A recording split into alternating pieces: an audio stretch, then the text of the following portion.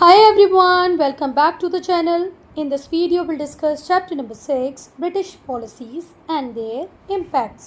बेटा इस वीडियो में हम डिस्कस करेंगे डिफरेंट ब्रिटिश पॉलिसीज़ को और साथ ही साथ देखेंगे कि इंडियन इकॉनमी पे, इंडियन सोशल स्ट्रक्चर पे, इंडिया की पॉलिटिक्स पे ये जो पॉलिसीज़ थी इनका क्या इम्पैक्ट था, ये कैसे एडवर्सली अफेक्ट कर रही थी इंडियंस की लाइफ को। तो चैप्टर स्टार्ट हो रहा है राज से। राज छोटा सा बच्चा है और बहुत ही एक्साइटेड है क्योंकि वो पहली बार ट्रेन में बैठा है या ट्रेन जर्नी कर रहा है। वो बहुत क्यूरियस होता है, उसको जानने की इच्छा होती है कि क्या हिस्ट्री है रेलवेज़ की। वो अपने पेरेंट्स से पूछता है कि भाई बताओ मुझे कि क्या हिस्ट्री है रेलवेज़ की। तो मम्मी बताती हैं कि ब्रिटिश जो थे, ब्रिटिशर्स, उन्होंने इंडिया में रेलवेज़ को इंट्रोड्यूस किया। His mother told him that British brought railways to India. Britishers India में लाए रेलवेज़ को।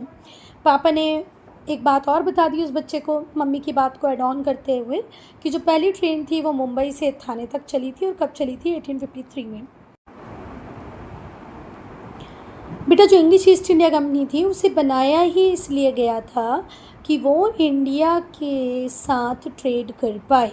ठीक है, जो इंग्लिश ईस्ट इंडिया कंपनी थी उसको ब्रिटिशर्स ने बनाया ही इसलिए था कि वो इंडिया जाए और इंडिया के साथ ट्रेड करे। जो कंपनी थी उसे इस ट्रेड से क्या बनाना था बेटा? प्रॉफिट। ऑब्वियस सी बात है, कोई भी कंपनी जब बनती है तो उसका एक ही मोटिव होता है ना, टू अर्न प्रॉफिट।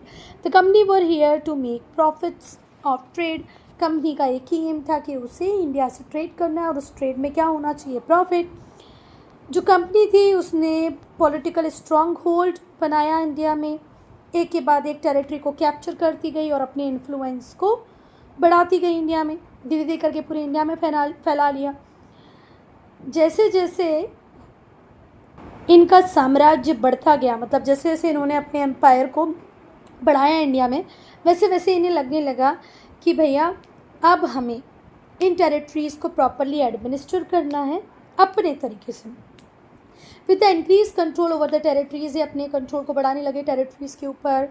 जो ब्रिटिशर्स थे उन्हें ये लगने लगा था कि अब हमें इंडियंस को एक नया एडमिनिस्ट्रेटिव सिस्टम दे देना चाहिए, इंडियन टेरिटरी को अपने तरीके से रन करना चाहिए।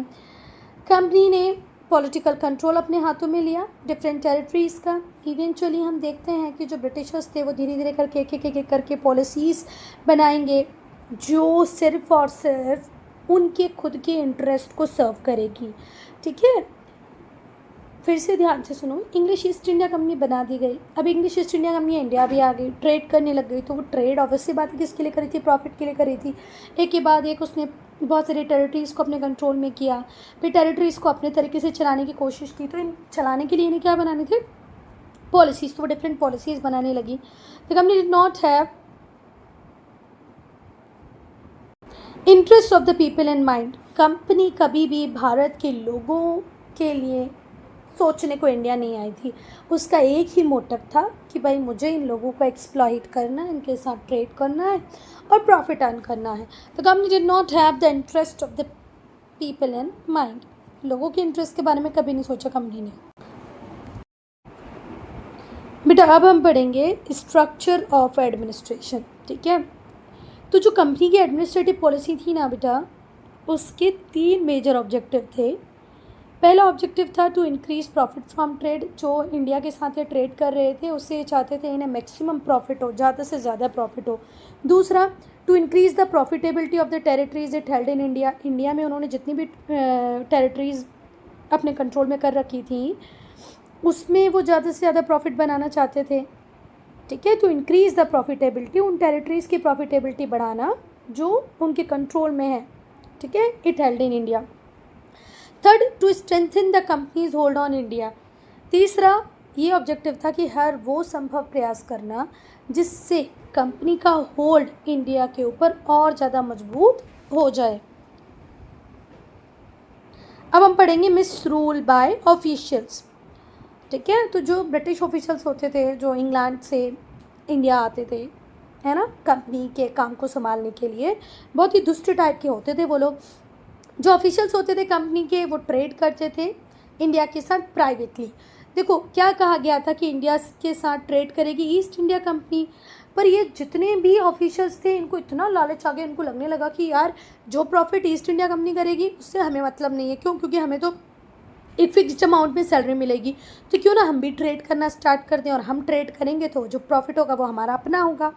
तो ये लोग कंपनी की आड़ में खुद प्राइवेट ट्रेड करने लग गए।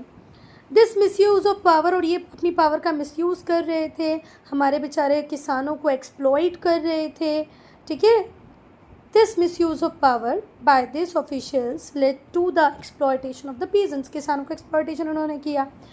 जो पीजेंट्स थे उन्हें बहुत ही मुश्किल आ रही थी, उन्हें ज़्यादा रेवेन्यू देना पड़ रहा था। ठीक है, हमारे जो आर्टिशन थे, जो क्राफ्ट पर्सन थे, वो भी बहुत ज़्यादा सफ़र कर रहे थे।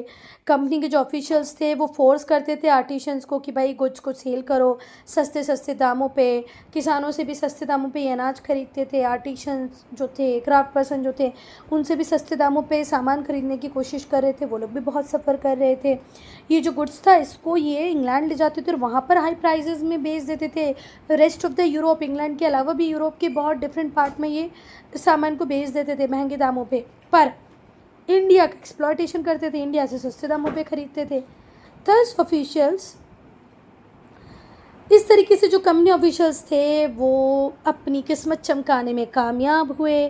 कंपनी का प्रॉफिट कम होता गया और बेचारे प्राइवेट बिजनेस करने वाले ऑफिशियल्स, इन्हें फॉर्च्यून मिला, है ना। मतलब शॉर्ट टर्म में तो इन्हें बड़े गेन मिले बेटा इंडिया से, और बेचारी कंपनी का प्रॉफिट हो गया कम।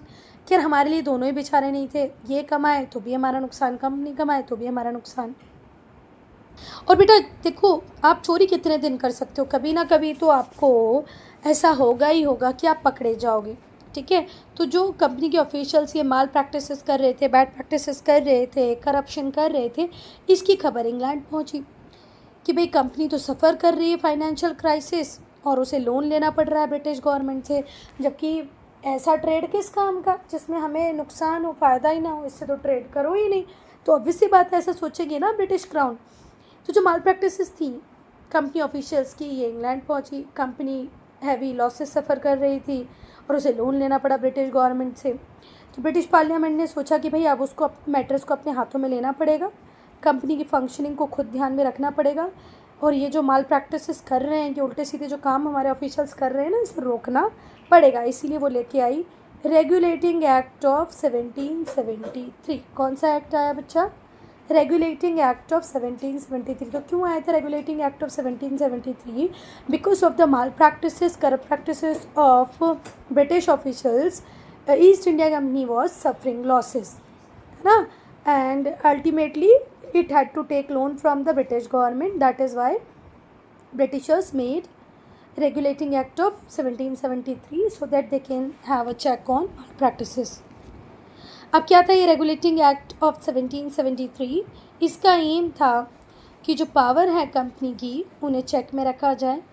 ठीक है, it did so by introducing following measures, और इन मेजर्स को अडॉप्ट कर कंपनी ने नहीं, ब्रिटिश गवर्नमेंट ने इनको कंट्रोल में रखा। ब्रिटिश पार्लियामेंट ने कहा कि अब हम सारे डॉक्यूमेंट्स देखेंगे जो civil matters, military, revenue affairs से जुड़े होंगे। कंपनी के सारे डॉक्यूमेंट पे अब हमारी नज़र रहेगी।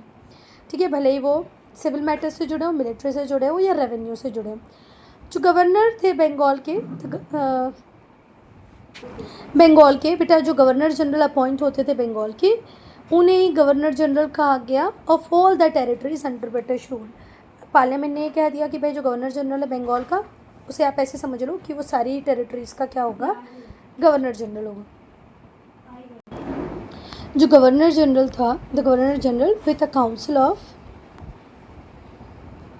बेटा गवर्नर और उसके साथ काउंसिल हुआ करता था 4 मेंबर का, जिनके पास पावर थी कि वो मुंबई, चेन्नई प्रेसिडेंसी की एडमिनिस्ट्रेशन को देखेंगे। तो गवर्नर जनरल, उसके साथ कौन, काउंसिल ऑफ 4 मेंबर्स, इनको पावर दे दी गई कि वो एडमिनिस्ट्रेशन देखेंगे मुंबई और चेन्नई प्रेसिडेंसीज का। बेटा 4th पॉइंट कि सुप्रीम कोर्ट बनाया गया कहाँ पर, कोलकाता में। As per the provision of the act, इस एक्ट के प्रोविजन के अकॉर्डिंग सुप्रीम कोर्ट बना दिया गया कहाँ पर, कोलकाता में। आज हम लोग देखते हैं कि सुप्रीम कोर्ट कहाँ पर सिचुएटेड है, तो आज दिल्ली में है, पर पहला इंडिया के लिए सुप्रीम कोर्ट कहाँ ही बना था, कोलकाता। और बेटा इस एक्ट के अकॉर्डिंग ये कंपलसरी हो गया था कि जितने भी कंपनी ऑफिशियल्स रहेंगे वो सारी प्रॉपर्टी को डिस्क्लोज करेंगे, ठीक है, कि क्या क्या है उनके पास, क्या नहीं है। The act demanded a disclosure of all property held by the official of the company.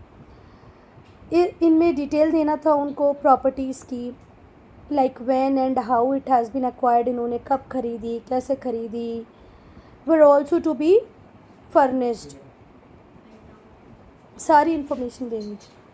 बेटा ये जो रेगुलेटिंग एक्ट था, ऊपर से पढ़ने में तो अच्छा लग रहा है कि चलो सुप्रीम कोर्ट बन गई, आपको अपनी एसेट लाइबिलिटीज़ को डिस्क्लोज करना है ना, पर इसमें बहुत सारी लिमिटेशंस भी थी और इन लिमिटेशन के कारण ये सक्सेसफुल नहीं हुआ, ठीक है, और ना ही ये प्रॉपर कंपनी की एक्टिविटीज़ को रेगुलेट कर पाया, उस तरीके से रेगुलेट नहीं कर पाया जिस तरीके से ब्रिटिश पार्लियामेंट ने आशा लगाई थी, होप की थी। तो ऑल इन ऑल हम कह सकते हैं कि रेगुलेटिंग एक्ट फेल रहा। फिर आएगा बेटा पिट्स एक्ट। पिट्स एक्ट कब आएगा? 1784 में, ठीक है। विलियम पिट जो प्राइम मिनिस्टर होते हैं ब्रिटेन के, वो पिट्स एक्ट को इंट्रोड्यूस करते हैं 1784 में। पहले आया रेगुलेटिंग एक्ट, और रेगुलेटिंग एक्ट के बाद क्या आया? पिट्स एक्ट। रेगुलेटिंग एक्ट आया था 1773 में और पिट्स एक्ट आया 1784 में। पिट्स एक्ट को लाने वाले कौन थे? विलियम पिट, ठीक है। और जब पिट्स एक्ट बनाया जा रहा था तो विलियम पिट इस बात का ध्यान रख रहे थे कि जितने भी लूप होल्स रेगुलेटिंग एक्ट में थे उन सारे लूप होल्स को काउंटर किया जा सके, ठीक है। रेगुलेटिंग एक्ट की जो लूप होल्स थे, जो कमियां थी, उनको काउंटर किया जा सके, इसे पिट्स एक्ट कहा गया। इसके प्रोविज़न जो थे अब हम वो पढ़ेंगे। तो प्रोविज़न में पहला प्रोविज़न था, a board of control was set up in Britain. एक बोर्ड ऑफ कंट्रोल सेटअप किया गया ब्रिटेन में, जो सुपरवाइज़ करेगा कंपनी के सिविल, मिलिट्री और रेवेन्यू अफेयर्स को इंडिया में। फिर से ध्यान रखो, एक बोर्ड ऑफ कंट्रोल सेटअप किया गया ब्रिटेन में, जो कंपनी के सिविल, मिलिट्री और रेवेन्यू अफेयर्स को सुपरवाइज़ करेगा। दूसरा, गवर्नर जनरल को एडिशनल पावर दी गई। He could now overrule his council and exercise greater control over the presidencies of Mumbai and Chennai.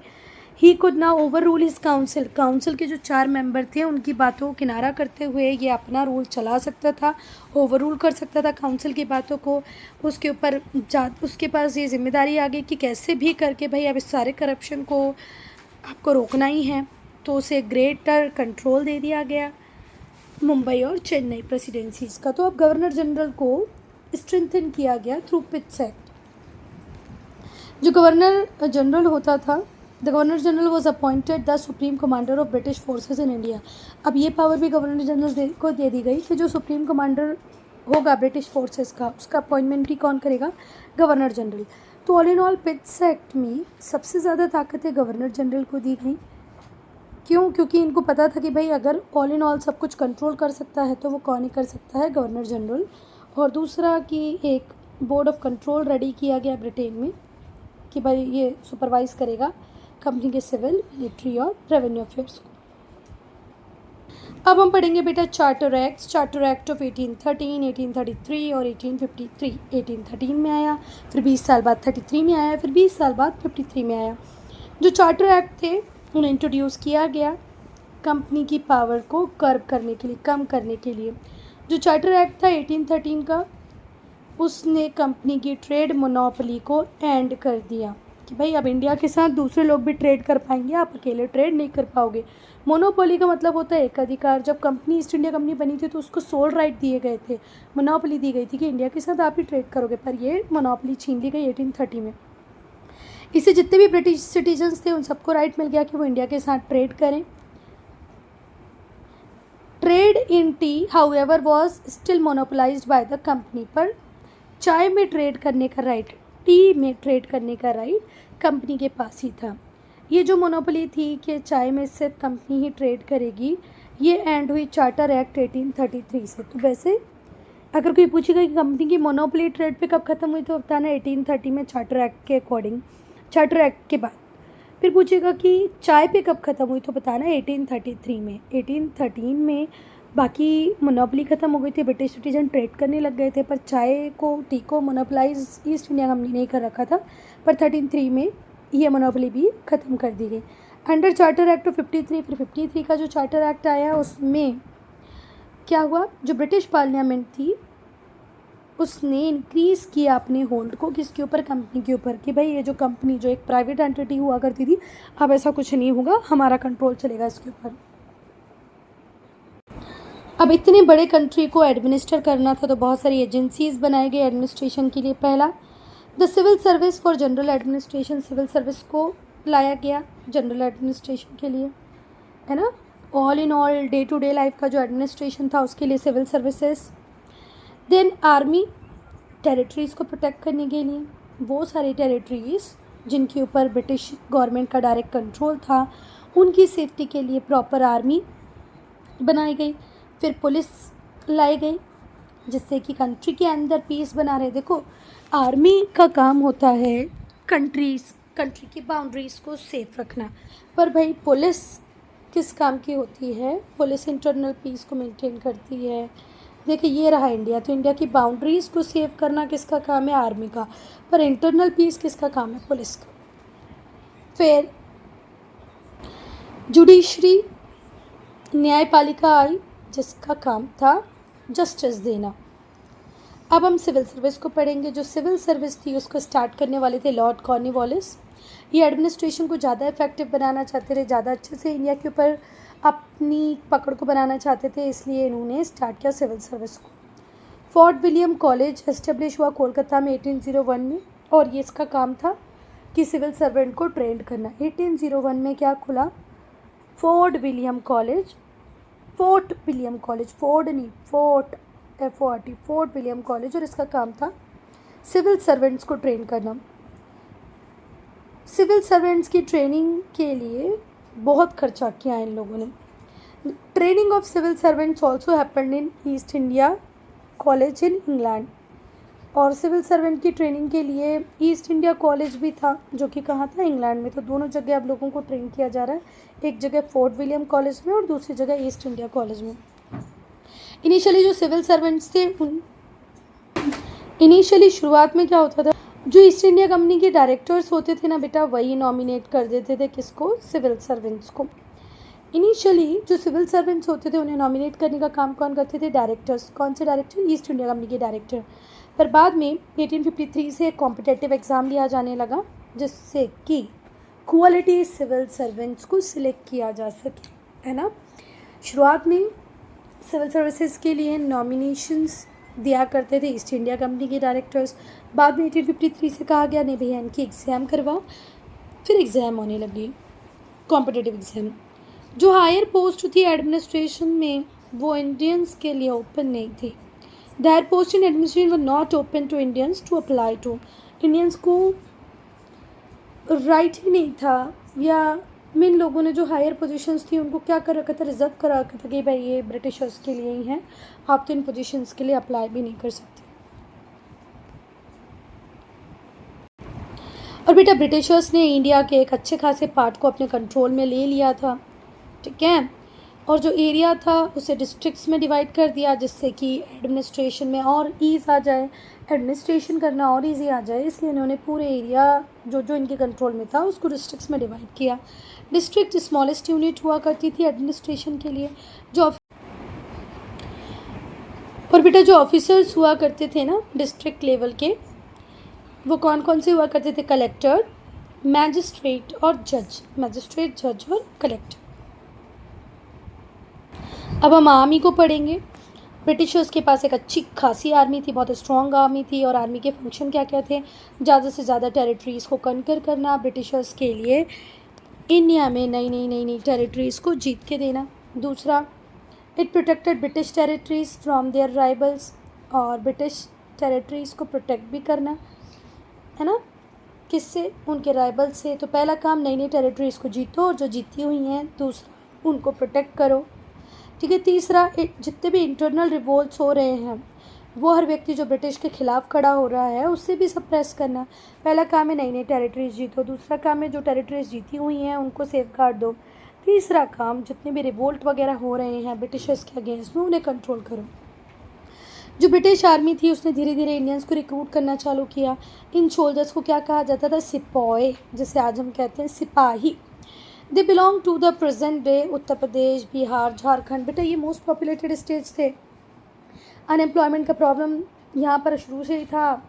ज़मीनें कम थी, खाने वाले लोग ज़्यादा थे, तो इन लोग रेडीली सिपाही बनने को तैयार हो गए। तो जो ब्रिटिश आर्मी थी उसने इंडियंस को रिक्रूट करना चालू किया, है ना। इन सोल्जर्स को सिपाही कहा गया। और ये कहाँ से आए काम करने के लिए? यूपी, बिहार, झारखंड। ये जो सिपाही थे इन्हें कमांड देने का काम करते थे ब्रिटिश ऑफिशियल्स। अब हम पुलिस की बात करेंगे बेटा। जो लॉर्ड कॉर्नवालिस थे उन्होंने परमानेंट पुलिस फोर्स की बात की इंडिया में। उनका मानना ये था कि अगर एक अच्छी पुलिस फोर्स होगी तो एडमिनिस्ट्रेशन और ज़्यादा कुशलता से चलाया जाएगा, क्योंकि जब लोगों को पुलिस का डर होगा तो लोग गलत काम करेंगे ही नहीं और एडमिनिस्ट्रेशन ईजी हो जाएगा। इस पर्पज़ के लिए उन्होंने हर डिस्ट्रिक्ट में क्या बनवाया बेटा? थाना। और थाने को सुपरवाइज़ करने के लिए किसको रखा? दरोगा को। टाउन्स के लिए रख दिया कोतवाल्स को, विलेज के लिए रख दिया चौकीदार को। हर डिस्ट्रिक्ट में बनवाए थाने, थाने में होता था दरोगा, टाउन्स में होता था कोतवाल और विलेज में होते थे चौकीदार। To supervise the functioning of all these, इन सब की फंक्शनिंग को सुपरवाइज करने के लिए कि दरोगा अपना काम कर रहा है कि नहीं, कोतवाल कर रहा है कि नहीं, चौकीदार कर रहा है कि नहीं, डिस्ट्रिक्ट सुपरिटेंडेंट ऑफ पुलिस की पोस्ट को भी क्रिएट किया। अब हम पढ़ेंगे बेटा जुडिशरी को। न्यायपालिका, जुडिशरी, ठीक है। तो जो जुडिशरी थी उसे सेट करने वाले थे वॉरेन हेस्टिंग्स और लॉर्ड कॉर्नवालिस। जुडिशरी के लिए आप लोग दो लोगों का नाम याद रखेंगे, वॉरेन हेस्टिंग्स और Lord Cornwallis. At the district level पे सिविल और क्रिमिनल कोर्ट्स एस्टेब्लिश किए गए। डिस्ट्रिक्ट लेवल पे क्या क्या बने? सिविल और criminal code. Second, law commission setup हुआ 1833 में, जिसने इंडियन लॉज को कोडिफाई किया। इन्होंने ब्राह्मण्स को और अपने उलेमास को बुलाया और फिर प्रॉपरली कोडिफाई किया इंडियन लॉज को। जो लॉ कमीशन था उसने कंपाइल किया इंडियन पीनल कोड को। इसने एस्टेब्लिश किया principle of rule of law कि भैया आप, मैं, पीएम, सीएम कोई भी इतना इम्पोर्टेंट नहीं है, कोई भी सुप्रीम नहीं है, सबसे सुप्रीम है रूल ऑफ लॉ। तो लॉ कमीशन 1833 में इस्टेब्लिश हुआ, जिसने कोडिफाई किया इंडियन लॉज को। जो लॉ कमीशन था उसने कंपाइल किया इंडियन पीनल कोड को, फिर एस्टेब्लिश किया principle of rule of law. इसका मतलब था इक्वालिटी बिफोर लॉ, हम सब कानून के आगे एक हैं। आप हो, मैं हूँ, पीएम हो, सीएम हो, हम सब में कोई भी इम्पोर्टेंट नहीं, सबसे ज़्यादा इम्पोर्टेंट है rule. It followed the ideal of one law for all, एक नियम एक कानून जो सबके ऊपर लागू होगा। However this rule was not put into practice, ये कभी प्रैक्टिस में नहीं आए, वो बात अलग है, पर आइडियली तो अच्छा था। अब हम इकोनॉमिक पॉलिसीज़ की बात करेंगे बेटा। तो जो एम था इकोनॉमिक पॉलिसीज़ का वो था एक्सट्रैक्टिंग मोर रेवेन्यू, ज़्यादा से ज़्यादा पैसा किसानों से लिया जाए। Finding sources to cheap raw material, कहीं ना कहीं से हमें सस्ता रॉ मटेरियल मिलता रहे, so that we can earn more profit. इस सस्ते सामान से हम इंग्लैंड में फिनिश गुड बनाएंगे, उसको वापस से इंडिया में भेजेंगे और मोटा पैसा कमाएंगे। ये एम था इनका। Then expanding the Indian market to be able to sell British goods, और ये इंडियन मार्केट को इस तरीके से एक्सपांड करना चाहते थे कि यहाँ ज़्यादा से ज़्यादा डिमांड बने ब्रिटिश गुड के लिए। जो गुड हम ब्रिटेन में फैक्ट्रीज़ में बनाएं वो रेडीली आके यहाँ पर सेल हो जाए। जितना ज़्यादा गुड सेल होगा उतना ज़्यादा प्रॉफिट बढ़ेगा। Student, I am ending this video here. Only if you have any doubt, any problem, to write in comment section. Land revenue policy को हम पार्ट 2 में पढ़ेंगे।